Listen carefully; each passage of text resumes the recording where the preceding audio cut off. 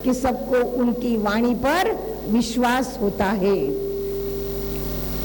और इस तरह का ये जो आज का प्रसंग था गोवर्धन लीला का, जो सबने देखा तो सबको शंका हो गई कि हो न हो एक कन्हैया साक्षात ईश्वर है, और ऐसे ईश्वर को छोड़ के अब कहीं मन को लगाना नहीं है। और इसलिए गोपियां भगवान श्री कृष्ण को निरंतर निहारना चाहती है, निरंतर दर्शन करना चाहती है, निरंतर कान्हा के साथ एकाकार होना चाहती है। और इसलिए गोपियां कृष्ण के विरह में बेहोश होने लगी। सब लोग थोड़ी देर के लिए मन यहां रखना।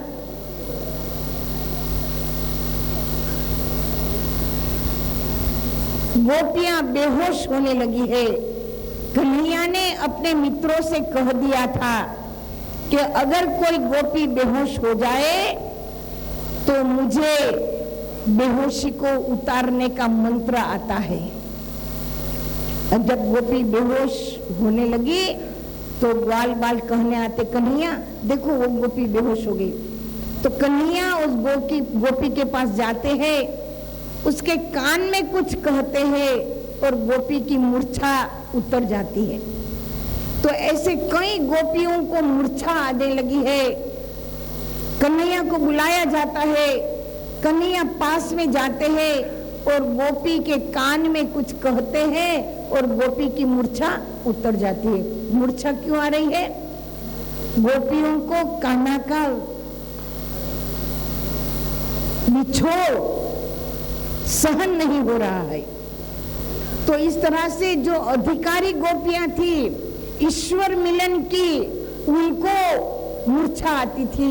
भगवान उनको धीरज बंधाते थे। भगवान उनके कान में कहते थे कि शरद पूर्णिमा की रात्रि आने वाली है, हमारा तुम्हारा मिलन होगा, थोड़ा धीरज धरो।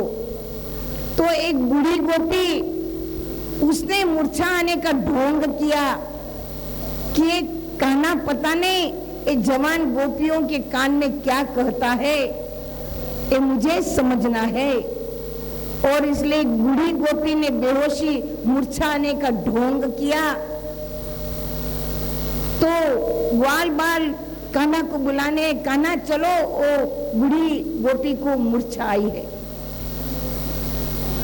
कान्हा कहते हैं, अरे इसको मूर्छा नहीं आई, इसके तो कोई भूत प्रेत आया है। कहते मैं नहीं आऊंगा, इसके भूत प्रेत आया है। लोग कहने लगे, कन्हैया चलना पड़ेगा, सबकी मूर्छा उतारते हो, ये बुढ़िया की मूर्छा नहीं उतारी, लोग कुछ कहेंगे, चलो चलो चलना पड़ेगा। अब कन्हैया वहां पहुंच गए और कन्हैया कहते हैं कि सफेद बाल वालों के ऊपर मेरा मंत्र काम नहीं करता। और भगवान कहते हैं इसको मूर्छा नहीं आई, इसको तो कोई भूत प्रेत आए, लाओ लकड़ी, दो चार ठोकूंगा ने सारी मूर्छा उतर जाएगी, भूत प्रेत भाग जाएगा। और इस तरह से बुढ़िया को दो चार ठपकर लगाए और उसके अंदर जो परीक्षा का भाव था वो भगवान ने समाप्त किया। इस तरह से भगवान ब्रह्मा जी का मोह दूर किया, इंद्र का गर्व हरण किया, बुढ़िया का जो ये शंका का भाव दूर किया। और भगवान, सारी गोपियां भगवान के साथ एकाकार होना चाहती थी। शरद पूर्णिमा की रात्रि आई, भगवान वृंदावन गए हैं, मध्य रात्रि का समय था और भगवान ने बांसुरी बजाई। और उस बांसुरी में जो गोपी अधिकारी थी ईश्वर मिलन की, उसका नाम ले लेकर पुकारा। वो गोपी उस समय जिस स्थिति में थी, जिस परिस्थिति में थी, सब कुछ छोड़कर दौड़ी दौड़ी भागी है। बहुत सारी गोपियां दौड़ करके भगवान के पास चली आई है। भगवान श्री कृष्ण ने पहले तो सभी गोपियों का स्वागत किया और भगवान कहते पधारो महाभागा।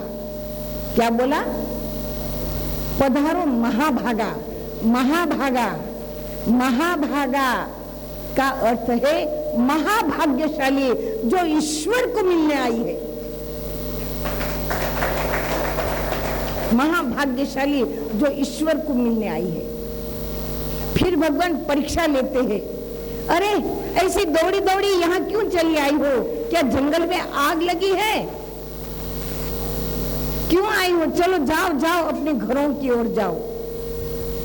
तो गोपियां कहते, कन्हैया हम आ गई, हम आ गई, आई है, जाने के लिए नहीं आई है, हम आ गए, अब घर जाने वाली नहीं है, अब नहीं जाएंगे, हो गया, बहुत हो गया, अब नहीं जाएंगे। तो कन्हैया गोपियों को गृहस्थाश्रम के नियम समझाते हैं, पतिव्रता धर्म के नियम समझाते हैं कि स्त्री को चाहिए कि अपनी पति की सेवा करे, अपने सास ससुर की सेवा करे, अपने बच्चों की रखवाली करे, पति को भोजन करा के भोजन करे।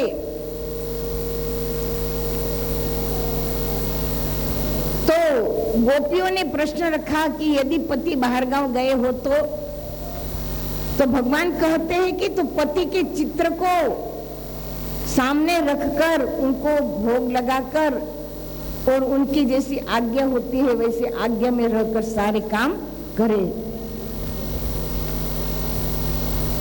तब गोपियां कहती है, कन्हैया जब हम पति के फोटो को भोग लगा रहे हो, पानी का गिलास वहां रख रहे हो और उस समय यदि असली पति आ जाए तो उस समय यदि असली पति आ जाए तो फोटो का महत्व कि असली पति का महत्व? बोलिए ने, असली पति का महत्व, फिर फोटो का कोई महत्व नहीं है। तो गोपियां कहती है, कन्हैया हम जीत गई। बोले कैसे? बोले आप हमारे असली पति हो और घर में जो पति सो रहे हैं वो फोटो वाले पति है, उनका तो कल नाश हो जाएगा, लेकिन हमारे प्राण पति आप हो, आपका कभी नाश होने वाला नहीं है।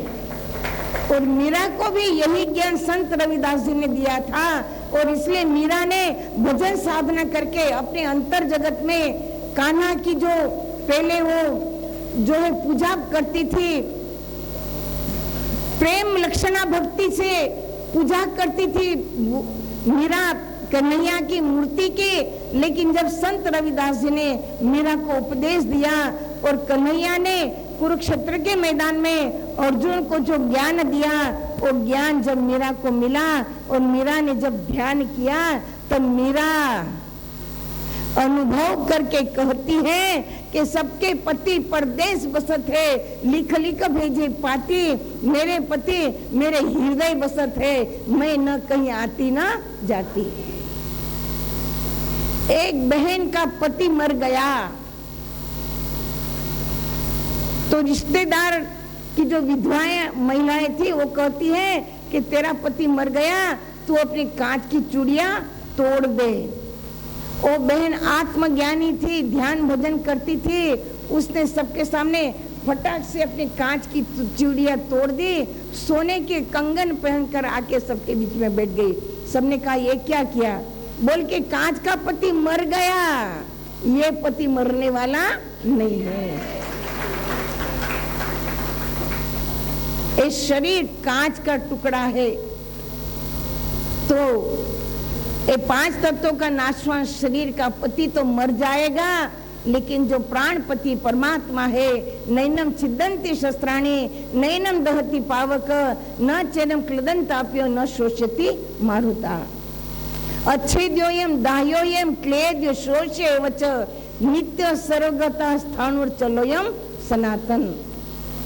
उस प्राण परमात्मा को अस्त्र शस्त्र द्वारा काटा नहीं जा सकता, अग्नि उसे जला नहीं सकती, पानी गिला नहीं कर सकता, हवा उड़ा नहीं सकती। वो अछेद है, अभेद है, अखंड है, सत्य है, सनातन है, शाश्वत है, पुरातन है। ऐसा परमात्मा हमारे अंदर है, उसका कभी नाश होने वाला नहीं है। तो ऐसे परमात्मा को छोड़कर कागज के फोटो की पूजा क्यों करते हो? सबके अंदर वो प्राण परमात्मा गुरु महाराज जी ने दर्शन करा दिया, तो भी कागज के फोटो की पूजा हम छोड़ नहीं सकते।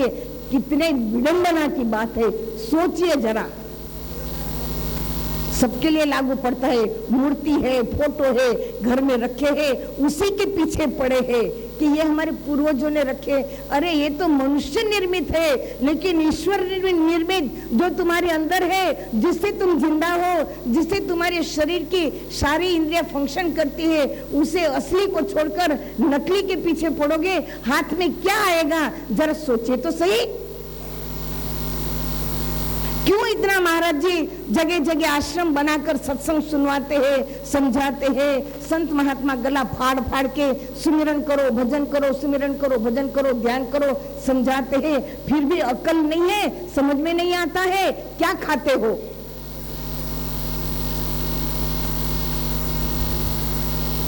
जरा सोचो तो सही। और अरे ध्यान करने के लिए, सुमिरन करने के लिए कौन सा कौड़ी दाम लगता है? सेवा मांगते हैं तो चिल्लाते हैं, भाई जी बार बार सेवा मांगती है तो सेवा मत दो, पर भजन तो करो। उसके लिए कहाँ पैसा लगता है? अब बजाओ ने ताली, तो नहीं बजेगी ताली। ताली बजाने से काम नहीं चलेगा, भजन करना पड़ेगा। बिना भजन के जो भोजन करेगा वो पाप खाएगा। जितना पाप खाना है खाओ, बहुत पाप लगेगा जो बिना भजन के भोजन करेगा। सुन लो, कान खोल के नहीं, हृदय फाड़ के सुन लो। तो सज्जनों, गोपियां कहती है, हे कन्हैया तुम हमारे प्राणपति हो। अब प्राणपति को छोड़ के वो कागज के टुकड़े वाले पति के पास हम जाने वाली नहीं है। भगवान परीक्षा ले रहे हैं गोपियों की। भगवान कहते हैं तो क्या चाहती हो? तो गोपियां कहती है, कन्हैया हमें अधरामृत का पान कराइए। क्या मांगा है? एक कोई बातें मत करो भला, बिना बातें के ही नहीं कर सकते काम। तो गोपियां कहती है, कन्हैया हमें अधरामृत का पान कराइए। तो कन्हैया कहते, न कराऊं तो? बोले मत कराओ, हम तो तुम्हारे अच्छे के लिए बोल रहे हैं। बोले इसमें मेरी अच्छाई क्या? बोले कन्हैया हम अभी यहीं के यहीं आपके चरणों में प्राण त्याग देंगे। कन्हैया तुम ये मत समझो कि तुम्हें ही बोलना आता है, हमें भी बोलना आता है। ऋषि मुनि ज्ञानी ध्यानी जन्म जन्म जतन किया है, बहुत लेक्चर दिए हैं, वेदों को है पी गए हैं, हमें भी बहुत बोलना आता है ने? लेकिन हम तो तुम्हें इसलिए मना रहे हैं कि कहीं जाकर कल संसार ये न कहे कि सारे गोपियां तुम्हारे समर्पित हो गई, ज्ञान मांग रही थी, फिर भी तुमने ज्ञान, मर गई फिर भी तुमने ज्ञान नहीं दिया। वो ज्ञान क्या काम का?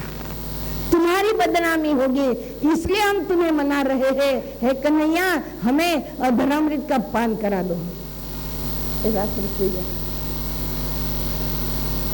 तो कन्हैया गोपियों का प्राण त्यागने की अटल प्रतिज्ञा को समझ गए।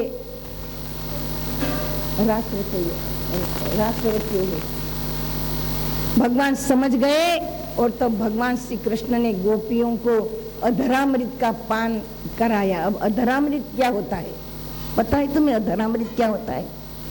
होंठ को अधर कहते हैं, लेकिन यहाँ वो भाव नहीं है। अधरामृत का संधि विच्छेद करो तो अधरा, अधरा, धरा यानी धरती। तो जो धरती का अमृत है वो धरामृत। तो धरती का अमृत क्या है? तो तो धरती से अनाज उगता है, फल फ्रूट उगते हैं, जड़ी बूटियां धरती से हमें मिलती है। धरती पर बड़े बड़े पेड़ पौधे हैं जिसकी लकड़ियों से हम मकान बनाते हैं, फर्नीचर बनाते हैं, दरवाजे खिड़कियां बनाते हैं, भोजन बनाते हैं। तो धरती से तो उगता है। धरती पर नदी है तो हमें पानी भी पीने को मिलता है। धरती पर समुद्र है, समुद्र से नमक तैयार होता है, हमें नमक मिलता है। धरती से समुद्र में नाना प्रकार के खनिज पदार्थ है, हीरा मोती, नाना प्रकार के रत्न समुद्र के गर्भ में है। धरती के अंदर कोल माइंस है, धरती के अंदर अनेक प्रकार के खनिज पदार्थ है। संसार की जितनी जीवनोपयोगी वस्तु है वो सारी धरती से निकलती है, इसलिए वो सब धरामृत है। लेकिन गोपियों ने क्या मांगा है? अधरामृत, जो धरती का अमृत नहीं है वो अमृत हमें पिलाओ। और वो अमृत कौन सा है? तो गगन बीच अमृत का कुआं, जरे सदा सुखकारी रे, पंगु पुरुष चढ़े बिन सीढ़ी और पीवे भर भर जारी रे। अचरज देखा भारी साधो, अचरज देखा भारी रे। तो गोपियों ने यहाँ भगवान से आत्मज्ञान मांगा है, 4 क्रिया का ज्ञान मांगा है। और गोपियों की समर्पित भावना देखकर भगवान श्री कृष्ण ने गोपियों को ज्ञान दिया है। और वहां ज्ञान भगवान दे रहे थे तो देवी देवता भी नारी रूप बनाकर आए हैं। पार्वती जी भी आई है, नारद जी राधा से मिलते हैं, राधा जी हमें भी आना है ज्ञान लेने। राधा जी कहते नारी बनकर आओ। बोले कैसे बने? बोले राधा कुंड में स्नान करो। नारद जी ने राधा कुंड में स्नान किया, नारदी बने, वे भी आए। सकल देवी देवता ऋषि मुनि ज्ञानी ध्यानी सब नारी रूप में आए। भगवान शिव जी पार्वती जी से कहते हमें भी ले चलो। बोले ना, वहां तो केवल स्त्रियां जाती है। अच्छा भजन है। क्या भजन है? तो पार्वती जी कहते ना, वहां आपको हम नहीं ले जाएंगे। फिर भी शिव जी कहते हमें गोपी बनाकर ले जाओ। और गोपी बनकर कन्हैया जो है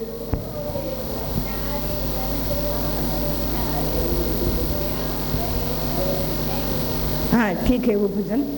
लेकिन वहां सब लोग आए हैं। वो एक रात्रि, वह रात्रि शरद पूर्णिमा की रात्रि, कहते हैं कि 6 महीना की रात्रि बनी है। भगवान श्री कृष्ण ने सबको उपदेश दिया है, ज्ञान दिया है। सब ध्यान में बैठे हैं। ध्यानावस्था में सभी लोग भगवान श्री कृष्ण जो सगुण रूप में थे, अंतर जगत में निर्गुण निराकार का ध्यान करते। सगुण निर्गुण दोनों का वहाँ गोपियों को अनुभव हो रहा है। और अति मन प्रसन्न होता है। अति मन प्रसन्न होता है तो मन नाचता है, मन नाचता है तो शरीर भी नाचता है। भगवान कृष्ण ने वहां ऐसी लीला करी है कि सभी गोपियों को, जितनी गोपी है उतने कन्हैया बन गए। एक गोपी एक कन्हैया, एक गोपी एक कन्हैया, हजारों गोपियां हजारों कन्हैया, वह सब जो है एक दूसरे के स्वरूप को देखते हैं। और वहां महारास हुआ है। क्या हुआ है? महारास। रास रचो है, रास रचो है वृंदा। कहाँ निकालना उसमें से भजन आता है।